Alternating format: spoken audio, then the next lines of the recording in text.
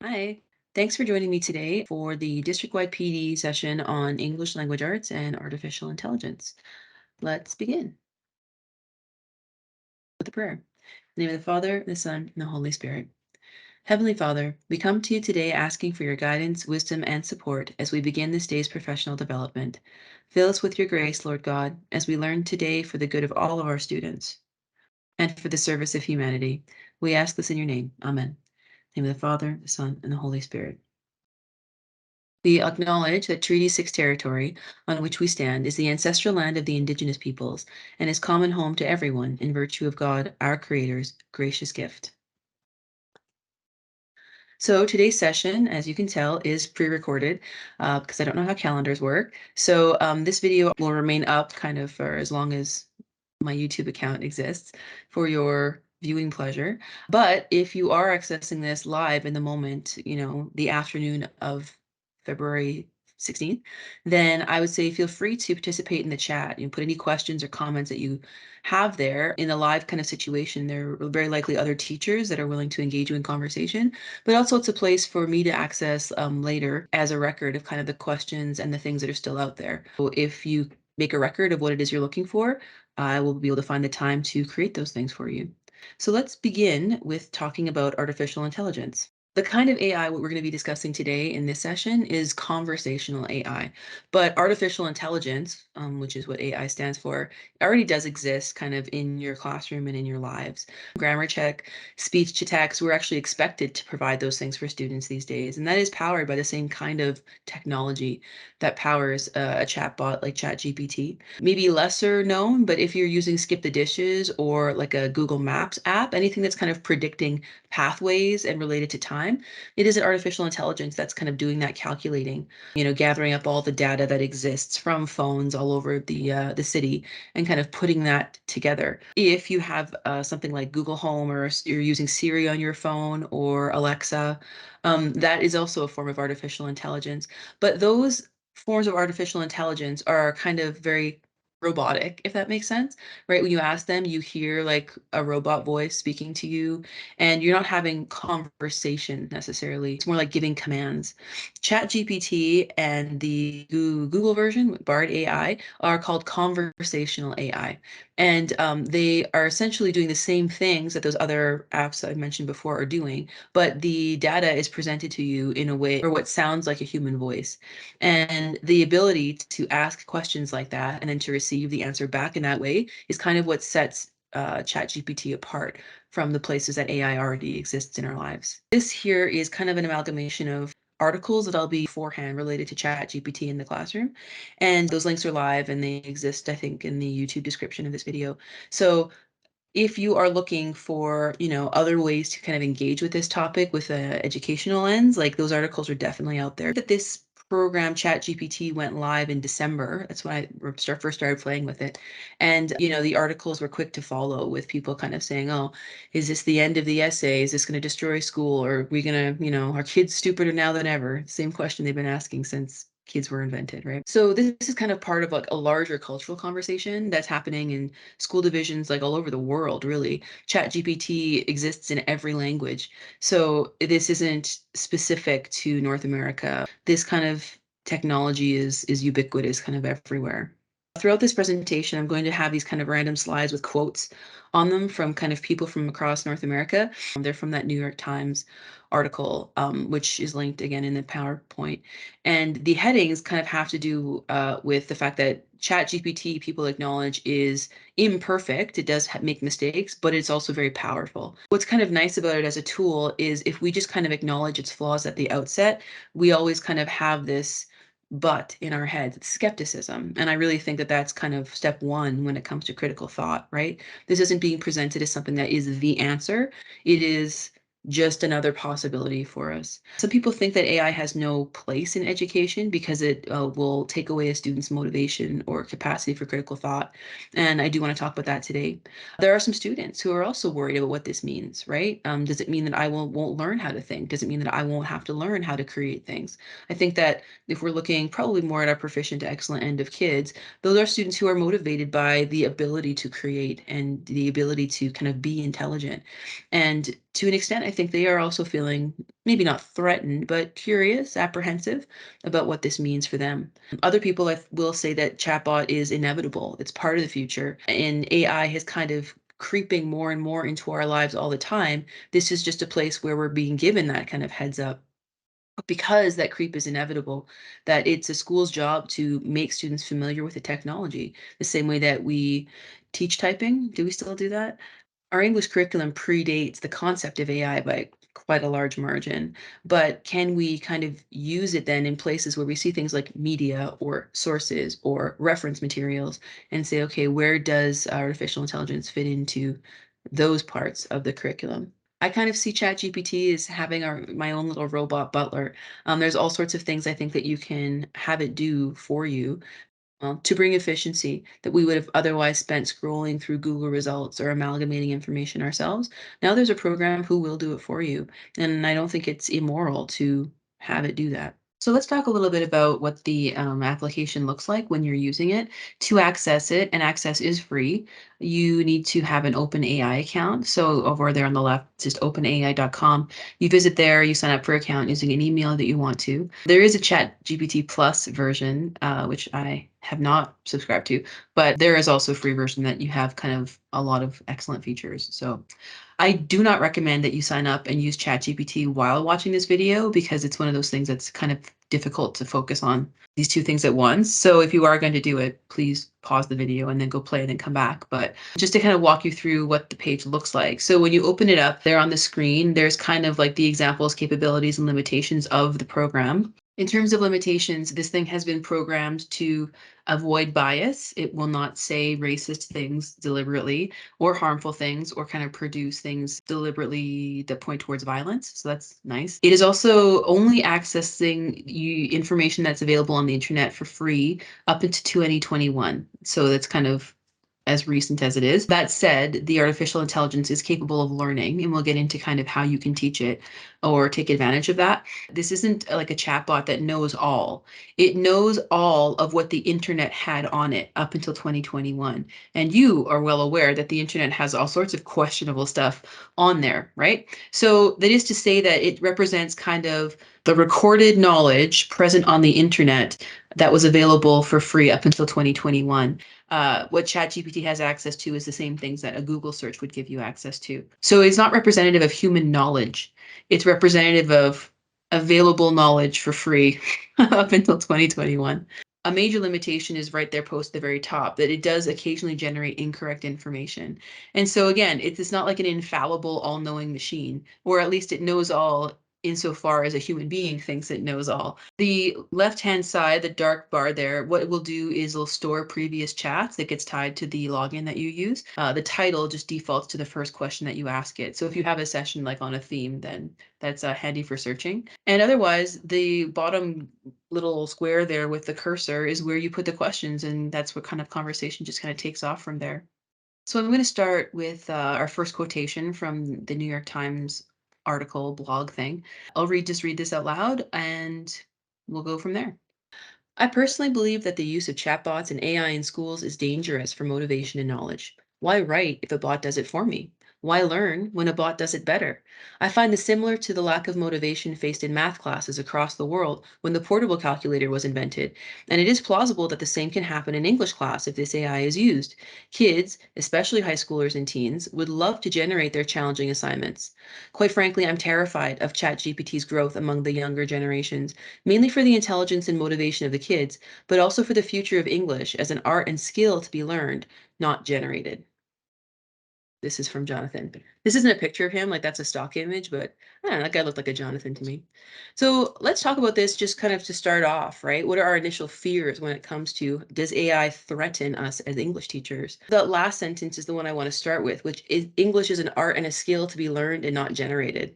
If this was a teacher kind of putting this comment forward, my question would be, well, how are you doing this now as a teacher? How are you ensuring that you are teaching English as an art and a skill to be learned and to be developed, and not as a place where we're collecting assignments that can be generated no matter the source? When it comes to how AI will affect a student's lack of motivation or intelligence, my question then would be, well, what is the worst case scenario in a teacher's life, right? Worst case scenario would be that I have not a single student all year that learns anything, that none of my students create anything original. And then I have to ask, well, how plausible is that? And we've all probably, well, depending on your level of experience, have had experience with students plagiarizing, copying, or not handing things in, and then my time being used to chase children down. But it's never, in my experience, been every kid that won't do it. Let me think about that. Has it? Have I ever had an assignment so like problematic that no kid has done it? No, never. So I think in terms of like lack of motivation, my question is, well, instead of making this theoretical, make this real. Lack of motivation in who? Which student? Name them. Now count them. How many kids are we worried about? One, three, 10, 40? Let's talk about what it is that they're motivated to do or are not motivated to do. And I wonder if it's motivation that we're talking about. Motivation, I think, is sometimes conflated with engagement. Do I want to get into the difference? What is the difference between motivation and engagement, right? What are students motivated to do versus are they engaged in a lesson? I suppose is how we can kind of think about that. Now, on the subject or a debate of grades being a motivator or not, I personally fall into the camp where I do not believe grades are a motivator. I think that students keep coming back to class because if they didn't, we would call their parents, and their parents only send them to class because of social pressures and embarrassment. But I think engagement is something that we definitely do have more control over, I suppose. Once the kid is in the room, how do we get them involved in actively being part of it?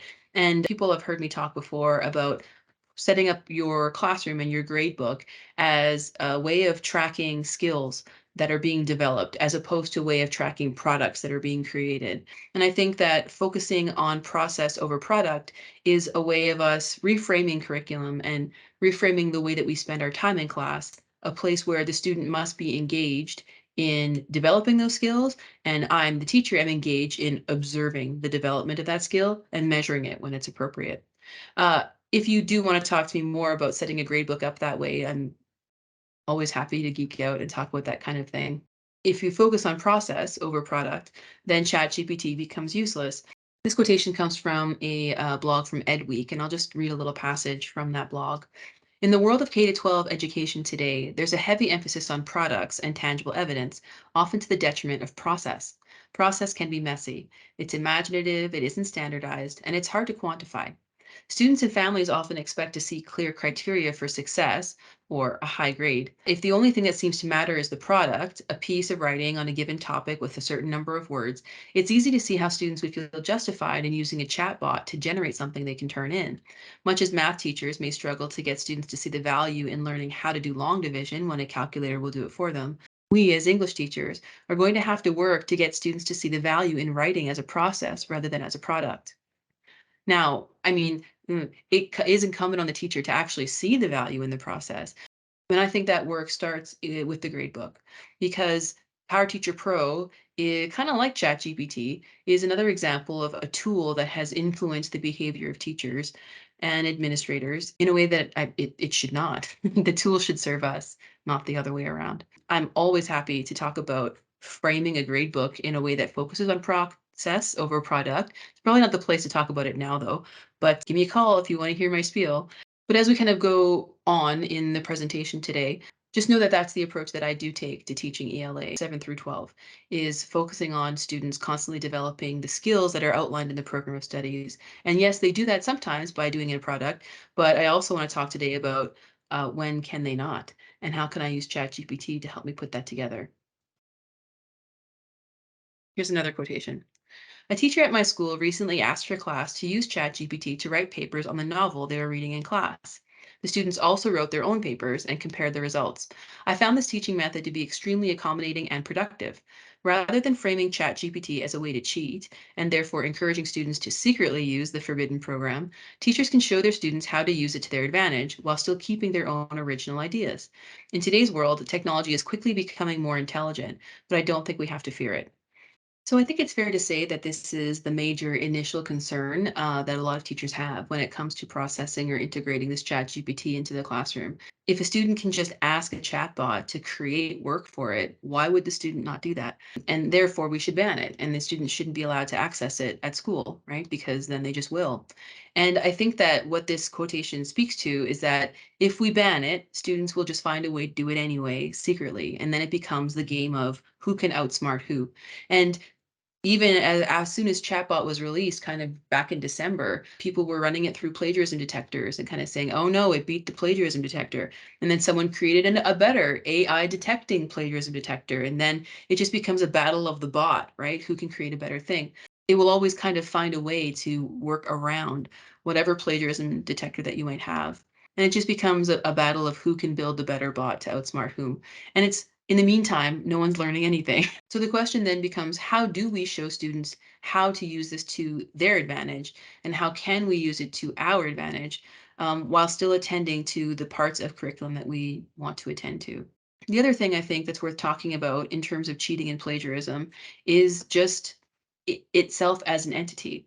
There was a book written by Barry Gilmore in 2008 called Plagiarism, and he kind of identified in there four main motivators for why students cheat.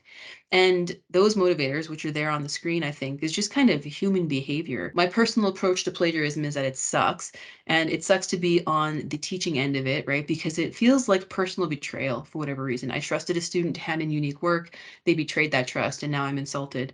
And I've been there firsthand many times.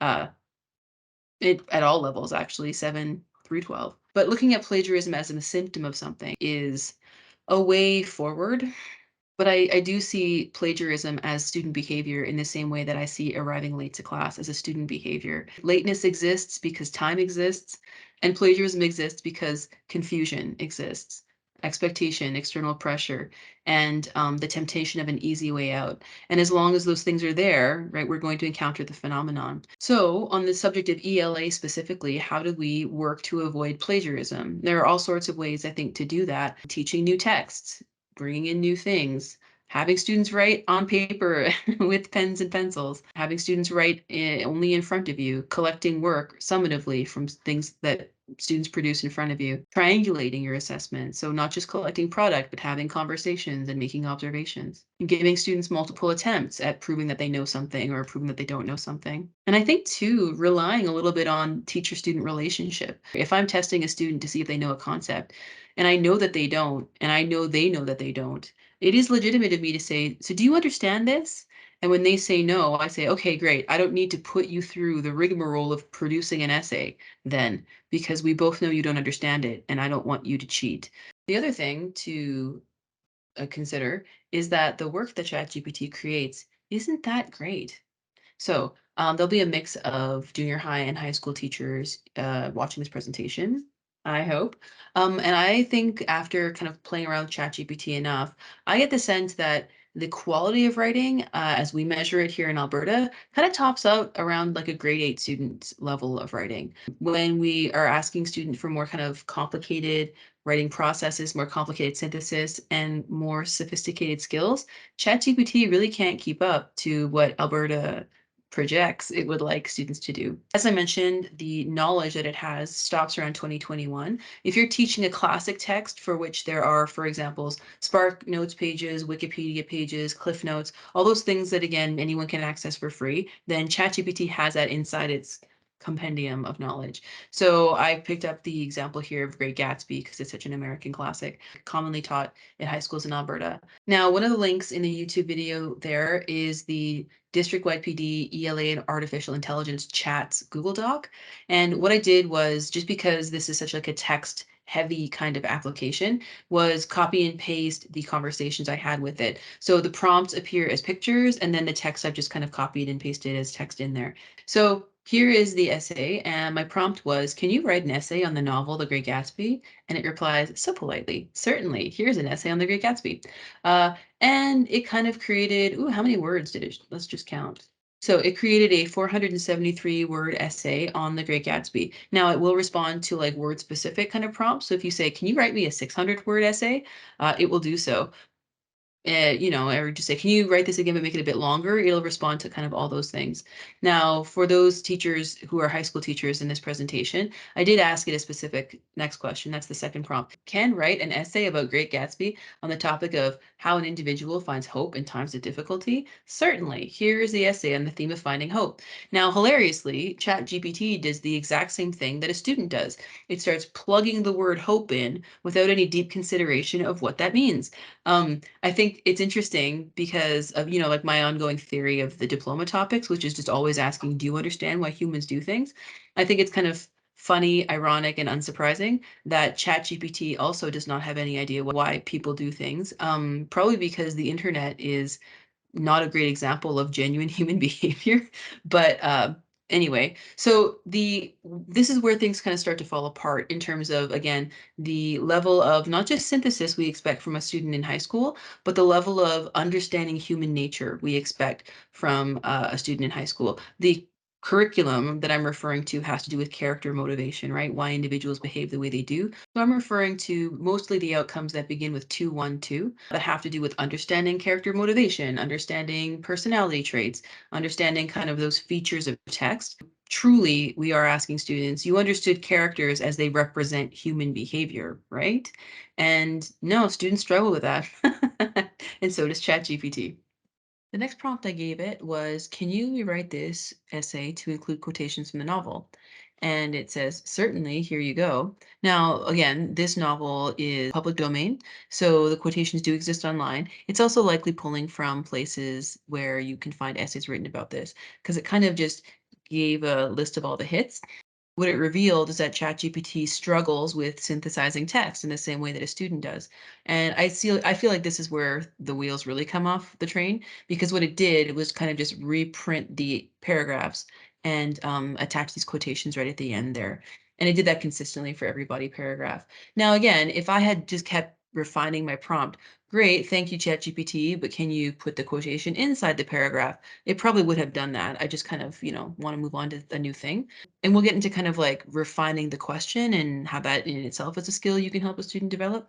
And that has to do with the synthesis of quotations, tying a quotation to an idea or a topic, and then actually discussing that.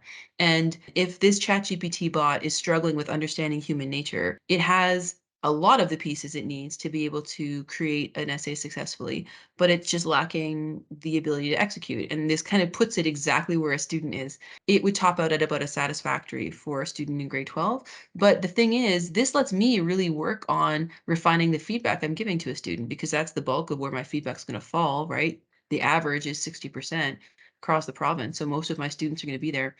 How I teach ChatGPT to correctly integrate quotations is the same way that I would teach a student how to do it. It also gives me the building blocks to be able to just not teach the computer, because who cares, but to teach the student directly. So I'm just going to switch novels to kind of show an example of how I would use ChatGPT to help me practice with students. I don't like teaching the classics because I'm a snob. Um, but one novel I did teach, the last time I taught English 30-1 was Sing Unburied Sing. I think the thing too about those works that we have that aren't the classics, those things, so Shakespeare, The Great Gatsby, I don't know, anything kind of published in 80s and 90s that still is really, really popular in schools, the stuff that's going to exist online has to do with teaching those things. But the stuff that you have online that's newer, so for example, a book published in 2017, but the things that can be pulling from would be things like online reviews, Goodreads accounts. So the information you have is less concerned with answers on a quiz and more concerned with the work in and of itself. I asked it to give me some quotations. And this is where I started to see the flaws, because I'm pretty sure the first quotation that it gave me isn't real, where it says, I'm JoJo, I'm coming up on 13 and I have a brother who's a ghost. Like, I'm pretty sure JoJo doesn't have a brother who's a ghost. JoJo has an uncle who's a ghost, and I don't think he knows that. So, like, I couldn't really figure out where this came from. But again, this is going to be on me to be aware of the novel that I'm teaching. I asked it for 5 more quotations, which it gave me. Like, if I have access to an ebook, it's pretty simple to just do a control F and search and see like the verity of these things, or even to give a student a page number if they want. Anyway, then I asked it to match the quotations it gave me, which I said, can you give me quotations about JoJo? And it did. And I said, now can you match these quotations to statement about JoJo's character? And it did. Now, this again could be a text or a task that I give a student, right? I found these quotations from ChatGPT or from reading the book myself or from an ebook, whatever. And then I ask a student, can you match quotations with a statement about JoJo's character? But I also know that the only student who will be able to do that is a student who, one, read the book, two, understands JoJo's character. Now, in my class of 30 students, I will have, let's say, a third who can handle that task. And the other two thirds, I'm going to say can't. One third didn't read it. It's too hard for them. The middle third maybe did read it, but didn't understand. And again, gross generalization, but let's just say that's what I'm going to be working with.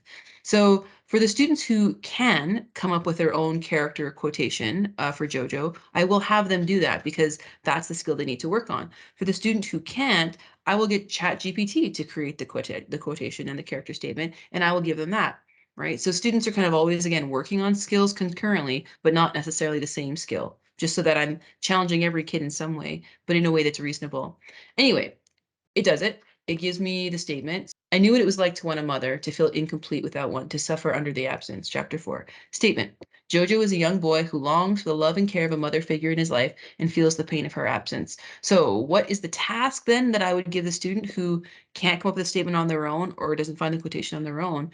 This is what point would be the statement, proof would be the quotation, and I would say, okay, discussion. I want you to fill in the blanks of all the things that isn't said in this statement, right? Name the mother, name why, even though Jojo does have a mother, it's Leonie, he feels pain in her absence, explain to me the source of her absence, all those kinds of things. And I could do this to the end of having a student eventually write about it, or I could do this as a knowledge check of what the student does or does not know. And again, if the student doesn't know anything about Leonie, okay, well, your assignment then is to read chapter 2 or part 2 or whatever. Anyway, I asked for 5 and it gave me 5. I'm sure if I asked it for 10, it would give me 10.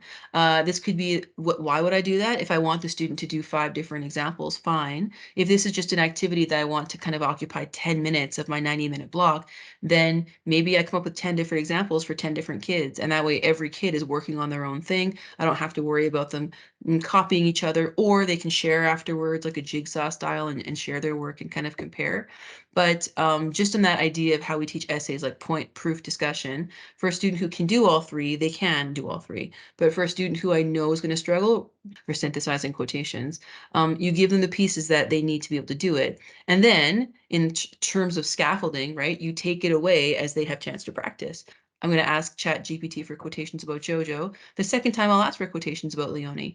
And then we take away a statement or we just give them the quotation, either or. And then the third time when they do Richie, for example, they're on their own completely. Some students might never get there, and that's all right because they're not going to get 100 anyway, and they wouldn't have even with an explanation like this. So with this, I'm kind of building on an analogy that I always used when I was explaining how essay writing or the synthesis of text works for students, that it's kind of like assembling a puzzle. And what you kind of need to do is before you start to put the puzzle together, spend some time turning the pieces over, right, to get a sense of what you know and what you don't know. For those students who can read a text and understand it, or pull from places like SparkNotes or pull from places like Wikipedia to create their own understanding, then it really is just a matter of them uncovering all the pieces that they do understand. But we know that there are many, many students, I would say maybe the majority, depending on the class you're teaching, of students who really do struggle with that. So they kind of have to have those puzzle pieces turned over for them in preparation in terms of being their teacher. Me looking for statements and looking for quotations and then creating character statements of my own, it's way too much work. And why am I doing the work when it's the kid that should be doing the work, right? With a tool like ChatGPT, it is a lot of work that ChatGPT can do instantly because it has access to the same text that I have access to. But what I do have is a pretty solid working knowledge of how the text works. So as the ELA teacher, could you do this with a story or a text that you don't know well? No, I would not recommend it because there's so many potential for flaws in the information that it gives you. But I think that that's all right, that you should be the expert in the text that you're teaching. And if it's not a novel, then don't do it with a novel. Let's go on to our next quotation from the New York Times article. It would be very unreasonable to students if their schools completely banned the tool of writing AIs. The reality is that these kids will be experiencing these AIs as they grow older, so the schools should introduce them to the students at a young age. As these students grow older and begin to work in the world, ChatGPT and other online writing AIs will be taking over. If these students are never taught about and never learn how to operate ChatGPT in their schools, they will be unprepared in their life ahead, which will be filled with writing AIs. Now, the potential for what ChatGPT can do as a text generator is actually pretty incredible. I'm not sure if you're familiar with like the job of a copywriter, but like the people who create blogs or write copy for advertisements or like little filler in magazines and stuff like that are essentially out of work now because we have a computer that can do worse work in 1/18th of the time. So probably worth the money that you save, right? Not having to pay a person. But I think that that does put into question, well, then what is the use of school, right? If it's not to create mediocre writing, what can it be? And I think the answer to that has to do with asking questions. This is an example of the individual discussion rubric that I use in junior high and in high school. And in this one is where in the scoring guides that I've used, I've pointed the most clearly towards students asking questions. In the context of discussion, what I would mean would be inviting people to be able to speak, grabbing a topic and kind of running with it, expanding into new ideas or new areas. But outside of the context of discussion, the other place where I would emphasize students being able to ask questions correctly would be around annotation and working with text. And I think that what the creation of ChatGPT and kind of how it's operated emphasizes for me the importance of having students being able to ask the right question and not like guessing the right question the first time. If you have a few moments to spend with ChatGPT, what you might notice is it starts to shape the way that you ask questions. So, for example, when I once asked it to write some multiple choice questions on a text that I'd shown it, I forgot to ask it for a key. So I was stuck having to do the test myself, like some kind of sucker. But the second time I did ask, I said, "Can you create these questions and identify which ones are the correct answers?" And in this way, I am becoming more specific. And yeah, maybe this is a way where the tool is shaping me. But I think in terms of like transaction, right? I know the product that I want in the end. So what is kind of the question that I ask for? I think we as teachers try to do this with students all the time, right? If I just design the perfect assignment, I'm going to get the product that I want. But the problem is that students are like autonomous humans that do their own thing. ChatGPT is not. ChatGPT will do to the best of its ability what you ask it to do. So I guess it kind of works both ways. That it can shape how specific a student can be in terms of getting a product to where it needs to be, but it can also help us shape teachers in terms of being as specific as we can be when asking for something. There is work that the assessment consultants are doing in terms of like success criteria and learning intentions. And so if you're interested in kind of using ChatGPT to hone those skills, definitely check out the PD that they're offering. So I've been talking about things like student skills or student products, and I think it's worth taking some time to kind of center the discussion again in the curriculums that we're teaching. Now, the documents I have on here on the left is the pacing guide for junior high. Now, the pacing guide is not a document that you are bound to by any way. What it is handy for is that it takes the curriculum and divides it into 4 quarters. And if you are using that as a rough guide to kind of place ourselves in time here, right at the beginning of quarter 3, it allows, I guess, a starting point where you can just focus on 25% of the curriculum at a time. So I find the pacing guide when teaching junior high is useful for that anyway, is kind of just bringing some things to the forefront and letting some other stuff just kind of ride. And the other document is the senior high program of studies. Now, this one there is no pacing guide for, even though there are more outcomes and less time to execute them. But I think where we are right now is right at the beginning of semester 2. So if you are at the beginning of a course, you know that you're spending a lot of time front loading information, loading students up with all the literary terms they're going to need to know to be able to be successful for the rest of the course. And by now, you're probably becoming familiar with the writing voices of your students. And so that's what I want to talk about a little bit about now in terms of how ChatGPT does or doesn't help us with some specific outcomes. So something really specific that is introduced in grade 8 and then is developed from grade 8 onwards is the concept of students' voice and tone, which isn't to say that students that younger than grade 8 aren't aware of this, but it might be a little bit too early to measure it. ChatGPT is programmed to maintain a voice that is emotionless, neutral, impartial. You can see the words that it uses to describe its own tone right there on the screen. And it's kind of funny because I think for a program that's saying, oh no, I don't have a voice, I don't have a tone, I'm programmed to not have those things, we know that we can describe that tone therefore as bland or not very distinctive, right? It's straightforward. And what's worth then spending time talking about as teachers or with our students as well is the fact that those our students are responsible for being able to develop a voice and tone. That they, again, are very likely going to max out at a 60% because that's where we have in grade 9 the descriptor of the tone is generally appropriate or the voice and tone is discernible. If you look at the descriptors mentioned in the 30 level courses, it's kind of small to see there, but just believe me that at the satisfactory level, the descriptors become clear, appropriate, matter of fact, conventional, and apparent. Again, all descriptors for the voice that is created by ChatGPT. Perhaps what we can do and use ChatGPT for is to have students have very focused, deliberate discussions about voice and tone, right? So instead of having to, let's say, read through an entire class worth of work and pull out the satisfactory examples, get permission to share the satisfactory example from a student who's never thrilled to be the example of mediocrity, I can simply ask ChatGPT to create a paragraph for me, and we can talk as a class about why the tone isn't good enough to be considered proficient or excellent. I think this would be something you could successfully do with everyone at the same time. You can do it in groups, and I think that scaffolding would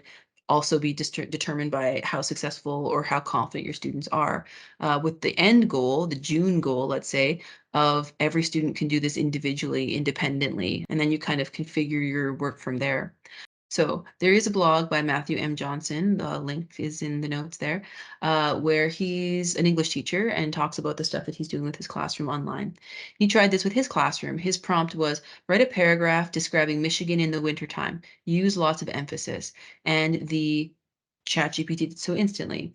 Then the assignment that he did in class was there on the left. Please write a paragraph describing Michigan in the winter that uses all the tools that for adding topography and emphasis and voice. So this is referring to, right, prior knowledge that he's given students those kinds of instructions. And let's see if you can beat the AI. Is your paragraph better than the AI paragraph? For the students who are eager writers who are looking to kind of develop their own skills, they're just going to get right to it and describe what they know. So change Michigan to Edmonton or whatever. But for those students who really don't know where to start, they have that example right there where they can say, okay, I'm not going to rewrite the whole thing, but I would change this word to that word. You could have them work word by word, or you could have them work line by line. Again, it just depends on the outcome or the skill that you're having students kind of work on. So let's go to an example now taken from the Junior High Pacing Guide in quarter 3. I think this is grade 8. Tending to grammar and usage, uses a variety of simple, compound, and complex sentence structures to communicate effectively and to make writing interesting. You can also find these examples on the Google document, but I'll just keep it on the screen this way. So if I ask the ChatGPT, can you write a paragraph about the Edmonton Oilers using all simple sentences? I can try to tap into whatever my particular class might find engaging. And again, it happens in an instant. So if 8A is super into the Oilers, maybe 8B is super into sloths or whatever. It is as simple as just asking for paragraphs that clear quickly. And if I ask it, can you rewrite the paragraph to include a mix of all sentence types? And then it will just kind of do so. And again, I might or might not be beholden to the accuracy of the information in this paragraph, but if my purpose is to have students simply work with sentence types or to work with vocabulary to and diction to change the tone or the voice of the paragraph, I'm not so much concerned with accuracy in this case. Not that I know the difference between an Oilers fact and a non-Oilers fact, because je ne sais pas with hockey. But to the end of that outcome, ChatGPT in some places, people are worried that it's going to take over from Google because you can kind of have a conversation with it, and it will present you the information in a way that feels conversational, like conversational AI. So instead of going to Google and typing in lesson plan on difference between simple, compound, complex sentence structures, I can simply ask it, what is the difference between those things? And it gives me the definition there in a very clear way. Or I can type in, write me a lesson plan for teaching simple, compound, complex sentence structures. Now, I don't have any example on here of like the lesson plans that it generates, because I will say they're not great, but they're what you'd expect the amalgamation of the internet to create. So imagine you're an undergraduate student kind of typing in how to write a lesson plan. That's the level it's going to give back to you. And so it's not like anyone's best work, but it's sure better than zero as far as the starting point goes, you know? The other thing that it will also do for you is kind of create this instant practice. So if I ask it to create a worksheet of 15 sentences where a student must identify correct sentence types, and all of the sentences are on the topic of basketball in the space of about 10 seconds, it gives me that. And then I ask it also for the key. It'll give me that too. Now, I'm not saying by any means that any teacher or student should be fed a steady diet of worksheets, not at all. Those students who are, towards the end of grade 8 or 9 or 10 or 11 or 12, and we're pretty certain as their teacher that they are not familiar with the difference between sentence types, they do need that kind of practice. And before you might have been scrambling to find a worksheet or a workbook, or you couldn't, you can't photocopy things now. They're intended to be consumables, which any book sold as a worksheet is.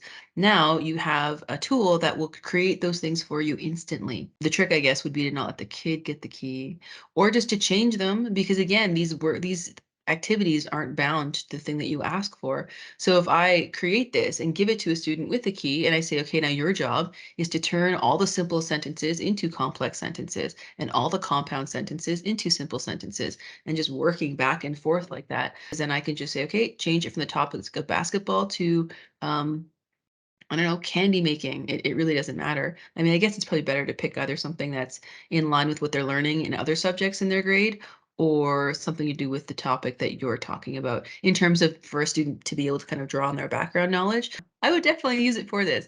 Because how often am I in the middle of a lesson? I'm trying to explain to the student the difference between passive and active voice, but I can't think of an example on top of my head because too much other stuff's going on. Now you have your robot butler in the classroom with you. You just type in, give me an example of this, kid, read it, etc. All right, here's our next quotation. One of my biggest worries is that I would rely too much on these tools and lose the capacity for critical and creative thought. I personally want to learn how to communicate myself clearly and to find my own distinctive voice. If I was relying on ChatGPT to generate material for me, I might not be challenged to improve as a writer. I'm also concerned that the information produced by ChatGPT might not be reliable or secure. As a student, I want to be able to trust the knowledge I'm gaining and avoid coming into contact with false information or damaging viewpoints. So, I mean, I would contend that any student who's worried about losing their critical ability and creative thought isn't in any danger of doing so, because it's the thoughtlessness that would lead a student down a path of being completely reliant on a tool to do the work for them. Where the student says that they're concerned that the information produced by ChatGPT might not be reliable or secure, I think that's a completely valid concern. And that's why when you use it as a tool, you use it saying, not everything is correct. But this is the same stuff as English teachers that whenever we're doing anything related to outcome three and researching information, with the internet being what it is, we tell them, check your sources, get multiple opinions, synthesize what the general sentiment about something is online. And I think we are fortunate in Alberta that we do have outcomes that point towards doing just that. Now, in terms of like losing the capacity for critical and creative thought, one thing that I think in terms of losing capacity, it might be the ability for students to kind of analyze and understand text. And that is something that ChatGPT can do. And I find this feature particularly fascinating. I mentioned that ChatGPT has access to anything on the internet about, prior to 2021. And if you ask it about the classics, it will know them. And if you ask it to kind of give you a poem, it's pulling poems from the weirdest sources. Like sometimes I can't source them at all. And then I'm therefore skeptical that they truly exist. So if you do go on there and you ask, hey, can you give me a poem about popcorn from 2020? It'll give you something, but it might have written it itself. Which has its own set of issues and problems. But anyway, the what I want to talk about right now is how you can teach ChatGPT to learn poems, and it will remember the things that you teach it. So this is, I think, very interesting, especially with helping students and teachers analyze and interpret text that they're not already expert in. But I think it's also very exciting because if there's one thing that I get asked quite a bit, it's what are some new poems? What are some new stories? And this again is kind of doing some of that heavy lifting for us, but for the service of now we have time to focus on teaching students kinds of other things. So it might make that synthesis period for a teacher a little bit shorter. I'm going to read you a poem. This is called How We Lived. It's by Emma Trellis. I found this poem, I believe, on it's either poets.org or poetryfoundation.org. Both excellent websites for finding new poetry. But I asked it, do you know this poem? And it said it didn't. And that's kind of why I chose it, I guess, as proof. But I'll read the poem right now. How We Lived by Emma Trellis. 2017, 2018, 2019, 2020, 2021, 2022. And sparrows unthread nests, bring their young nothing, and shadows best seen inside the pitch of a cave, and three hearts stabbed on a train because of courage, and jacarandas flick cinder and blacken the ground, and the harbor horn is a creature roping hulls to the reefs, and the reefs gleam with chrome and absence is welcome. The bullet is welcome. The malignant cell is welcome. The gray faces and their merciless tongues are welcome, and a father is reptilian in his regard. And a mother stitches her lips like a wound, and the wound smells of silence, and it's blaring, and a child lays hands on a mine, and a man swallows his lies without measure, and a woman is told she is less than him, she is less than the bodies left behind, less than the unmade, the never was, the dirt forgotten by the tracks, and I no longer care about the losses. I no longer care if the last bit of bark is stripped from the earth, if the starved possum survives the road, whether my neighbor coughs blood while she drags off a red, or the hand turning the knob means me harm. I no longer fear the inexorable diagnosis, the oceans rising to such heights. In my dreams, they are monstrous, but we are all still running towards each other in this latest hour, refusing to shutter our eyes. That's kind of a downer poem. Anyway, okay. So I fed this to ChatGPT. I just kind of wanted to read it because, like, poetry pause. And then I asked it a series of questions. And again, these are pretty small on the screen. So I'll put this also into the Google Docs. So you can kind of scroll and look for that if you want to. But I simply said, do you know the poem How We Lived by Emma Trellis? It said, no, I do not. So I just put it in there, said, here it is. And immediately it gives me its analysis. Thank you for sharing the poem with me. It's a reflection on the complexities of life and the challenges we face. It has vivid imagery, the speaker of the poem, et cetera, et cetera. And it just starts to make notes and observations on the poem that I fed it. If I keep going, it keeps going as well. So if I start to give it specific prompts, for example, what observations can you make about the poet's use of repetition? It says to me, here are examples of phrases that are repeated, and here's what this most likely means. Here's another phrase is repeated, and here's what this repetition creates. And then it's kind of funny how it has that formulaic in conclusion. But it does, right? Reinforces themes of acceptance, hope, and perseverance, creates a strong emotional impact, et cetera, et cetera. Now, again, in terms of analysis, this puts us definitely at the beginning of a satisfactory level of being able to kind of incorporate support. What do you think is the most meaningful symbol in the poem? And here it goes. Well, at first it has to tell me it doesn't have thoughts or feelings. Sure, AI, not yet anyway. And it tells me, okay, well, something that's important is the repetition. Meaningful symbol is the coughing of blood and the turning of the knob or the color red. All things that a student would have picked up. So again, I can ask it these questions in preparation for a lesson where I'm trying to guide a student towards something. I can ask it these questions too in preparation for having a student annotate, giving myself a bit of a heads up on kind of what to look for or what is considered conventional. And would I use it for a student? Well, if I'm teaching an AP English school class in high school, and I have students who are struggling with poetry analysis, and I show them examples or try to have them generate as many examples as they can, they will start to notice the patterns that the chat bot is also noticing, right? The things that stand out to me also stand out to chatbot, so I'm not wrong, right? I think that part of analysis is building up that confidence for students. Now, on the other side, and I'm not sure if I would give this poem to a junior high student, but one thing that we talking about in junior high more and more are students who struggle with language and how we can kind of tier vocabulary to help them make gains in those struggles. And I also asked it then, what are the tier two words in the poem? And because the concepts of tier one, two, three vocabulary is online, ChatGPT does have a sense of what that means.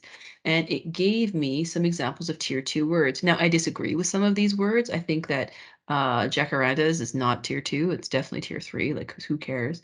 But It gives me the word, and it also gives me a student-friendly definition for the word. This is a list I can have kind of there to kind of front load and prepare students. This might be a list where if I'm at a school that we're trying to create lists of words for students to move through the week with, that I pull from the poem I'm going to use and kind of share these words. Hey, can we all try to use the word stitches? Can we all try to use the word blare or blaring, so that that's reinforced and the student has the 12 exposures that they need to be able to kind of internalize a word? You can do this with pretty much any piece of text and ask it to identify the tier 2 language for you. And then sometimes it'll automatically generate the student friendly definition. And sometimes you have to ask. It all happens in the space of about 40 seconds. So it's just such a time saver. So not only is ChatGPT a time saver in that way, but I think it also can help us kind of shore up whatever shortcomings that we might have. Personally, I really enjoy poetry and analyzing it. So I don't feel like I would use it necessarily to do that for me. But my major shortcoming of my own is teaching creative writing. I mean, story structure I have a handle on, but getting students to reproduce that kind of story structure, I really don't do well. So when it comes to the narrative in grade 9 or the creative personal response in high school, I think that ChatGPT can really help me work on those skills with students. Maybe not every student, but that group of students that I have in my class, whichever class I have, that I really feel could do well with those mediums because they are considered valid mediums in Alberta. These images are taken from blog.readsy.com. And so, link is in the PowerPoint. But when it comes to doing things like showing them like Freytag's pyramid, which is pretty common, or the three-act structure, or the hero's journey. Again, because these things are taken from the internet, ChatGPT is aware of them. So I can actually ask ChatGPT to create short stories on these prompts. And in the same way, where I have a student improve upon the groundwork that ChatGPT is laying down, I can have them do the same thing with elements of creative writing. So let's go back to the Google Doc. And here I gave it the prompt to write a short story using the Freytag's pyramid, which I think is the most conventional uh, way that we look at story. And I asked it, can you write a short story about an overwhelmed teacher that follows the Freytag's pyramid story structure? And it did, and it called that teacher Mrs. Johnson. And I know several Mrs. Johnsons actually who are hard at work in the ELA classroom. So this one's for you. And it made a little short story about 6 paragraphs long and said, okay, here you go. Now, I wasn't really clear when I read the story, like what the climax was. So I asked it, I'm like, what is the highest point of tension in the story? And it said, oh, it's the part where she loses her temper because of the stress she's feeling. And again, because this is a chat bot and not an actual creative writer, I didn't feel like that was executed particularly well. So I said, okay, can you rewrite this, but now with longer rising action? And it did. Goes on as stress continued to build, like it's putting in all these little very obvious and very formulaic kind of points. But again, that is the writing that we need for a student to score satisfactory. So if I'm giving this to a student to start to build on, that means that their starting point is satisfactory. I'm not having them start well below the acceptable line. Okay, anyway, so it added to this story. I asked for a longer rising action. It made everything last longer, but that's fine because I mean, it's all about the word count, right? And then I said, and now I'm just going to start to add conventions of creative writing as is indicated by the junior high program of studies. And I said, can you write this again, but now add dialogue? So not only did it add dialogue, but it added the name of another colleague. Before, when it was talking about the colleague that helped her out, Mrs. Johnson decided to seek the advice of a colleague. And here, when I asked it for dialogue, it said Mrs. Brown, one of her colleagues. Now, again, this is a point that I make to a student. When I add dialogue, I'm automatically adding detail. Where does this benefit me? Where support is mentioned in the scoring guide under the content category, or the ideas and impressions section of the personal response in high school. So we have these details now, and it kind of goes back and forth. Now, again, this isn't deep dialogue, right? Like, I know how you feel, said Mrs. Brown. Teaching can be a lot sometimes, but you can't keep burning the candle at both ends. It's a fun time to teach idioms. You need to take care of yourself. Is this worse than the stuff that I've read in the diploma floor? No, it's markedly better. And again, I'd rather be working with students that start at this point and then create characters to make them their own than having to read about another fake tragedy, which high school students are just so great at creating. What's funny too is I love this little detail towards the end. So by the end, when I asked it to create dialogue, it gave dialogue to the students. And it says this: As Mrs. Johnson began to feel less stressed, her students noticed a change in her demeanor. You seem happier, Mrs. J, one of them said. And it's just kind of so funny. The chatbot would be like, oh, yeah, a teen wouldn't say Mrs. Johnson. They'd say Mrs. J. Another example of a point to point out to a student how is voice different between a teenager and a colleague of a teacher or an adult or whatever else it is. Nice moralistic lesson there. Again, like I said, starting point. Now, I asked this chatbot, what are the tier two words in the story that you wrote? And it gave them to me. And then I said, okay, can you give me the definitions too? And instantly it does. So uh, not only now am I not kind of searching through Common Lit or searching online for kind of new stories, I am just simply generating them to point things out. I wouldn't do this if I'm trying to talk about author style, because these are very non-stylish stories. But if I'm just looking at structure, really, it's more likely you're going to find a story with a formulaic structure that's generated by a chatbot. Because when you try to take that Freytag's pyramid and overlay it onto real stories that just exist either in anthologies or in the wild, it becomes clear how Freytag's pyramid is just a generalization of story structure, and real stories go up and down quite a few more times, or have the climax too far one way or the other, or whatever. So yeah, I think using like these AI generated stories, if the purpose is just to teach formulaic structure, you're going to get a formulaic structure from the robot. And then when I do this tier two vocabulary work, I'm giving this to a student to front load. I'm having students that are EAL or students that struggle with vocabulary work on this to create it. I have them go to the thesaurus and say, would you have used this word? Which word would you have used? Etc. Like none of these things are necessarily pointing me in the terms of an activity. That's always going to be up to the teacher to do it. But it just gives me the building blocks and the bones of those lessons so quickly. And for that, I am only grateful. So that brings us to the end of today's presentation. It's kind of a whirlwind, and I think that really we're just kind of scratching the surface of what these bots can do, because this is just the first conversational AI to be widely released. They will become more sophisticated, more focused on things like education, and probably more expensive. But I do think that embracing it and kind of considering these things to be tools at our disposal can really only help us become more efficient at what our jobs are. There's like that saying, like if your job can be replaced by a robot, then it should be. But I don't think teachers are in any danger of that, right? Like if anything, I think this kind of is in our favor in terms of equalizing access to resources, access to practice, access to examples that would have just taken so long for us to generate on our own. And I do kind of, the analogy I thought of when I was thinking about presenting this idea of conversational AI in the English classroom is like the reverse camera in a newer car. I don't know if any of you have this or if you had like a new rental, but like the cameras on the back of my car are more impressive than the camera on my phone.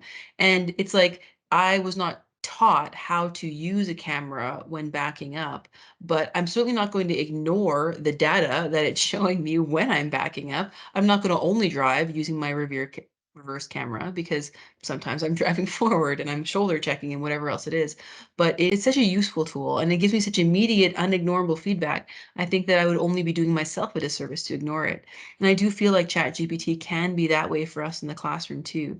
And I just want to leave with this kind of quotation from Daniel Willingham, who is an author that kind of writes about education quite a bit. It's not like I'm asking you to use ChatGPT just for the sake of it, but it's instead to say, to think about what the technology is capable of and what it's not. And then instead of saying, how can I use this, to say, I want to do this function.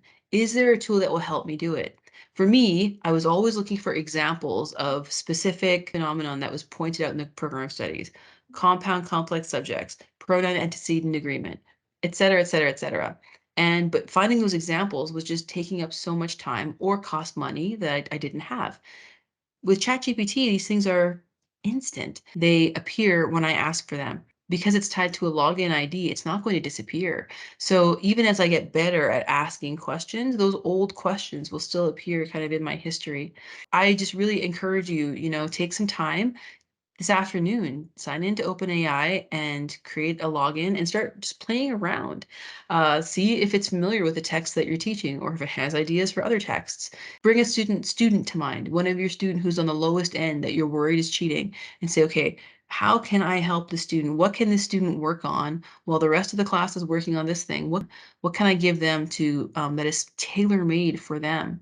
And then after you've asked it something, always say thank you. Because when the robots inevitably rise up and become our overlords, my theory is that if I just am polite to it, it will spare me during the inevitable calling of humanity. Anyway, thanks for your time today. Please email me, message me at any time for questions or if you want to continue this conversation. And hopefully I see you soon.